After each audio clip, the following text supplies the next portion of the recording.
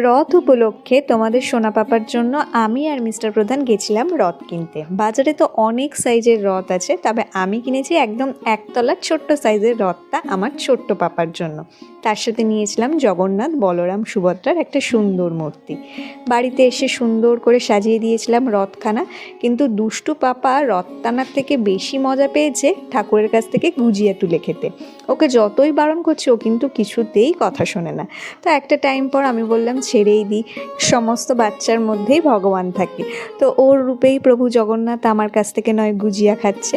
আর দেখো সারা ছাদ হামাগুড়ি দিয়ে চষে বেড়াচ্ছে। শুধু একাই যে প্রসাদ খেয়েছে তা নয়, একে একে ঠাম্মি, মাকে, বাবাকে সবাইকে খাইয়ে দিয়েছে। আর তারপরে রথ নিয়ে একটু টানাটানিও করেছে। তারপরে আমরা চলে গেছিলাম আমাদের সোনারপুরের রথ দেখতে। এই রথটা কিন্তু রাস্তা দিয়ে বেরোয় আর প্রচুর ভিড় হয়। দেখতে পাচ্ছ কত ভিড় হয়েছে, অনেক লোকজন যায়। তো গত বছর দেখেছিলাম এরকম রথ যায়, তাই এবছর পাপাকে দেখাবো বলে আমি আর মিস্টার প্রধান বিকেলবেলায় বেরিয়ে এসেছিলাম। তবে জানো তো সারাদিন বৃষ্টি হচ্ছিল, ঠিক এই সময়টা বৃষ্টিটা বন্ধ ছিল। ভালোভাবে পাপা দেখতে পেয়েছে। এত ভিড়, পাপাকে তো ওর বাবা কাঁধে তুলে নিয়েছিল রথ দেখাবে বলে।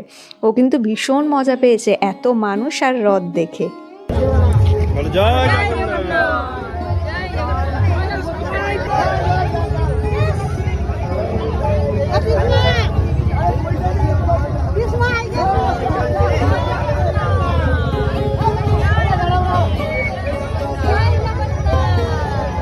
কত মানুষ দূর দূরান্ত থেকে এসেছে শুধু এই রথটাকে দেখবে বলে, একটু স্পর্শ করবে বলে।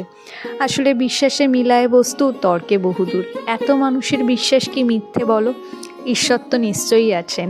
আর জগন্নাথ, যিনি সৃষ্টিকে সারাক্ষণ দু চোখ ভরে দেখছে, দু চোখ ভরে আগলে রেখেছে।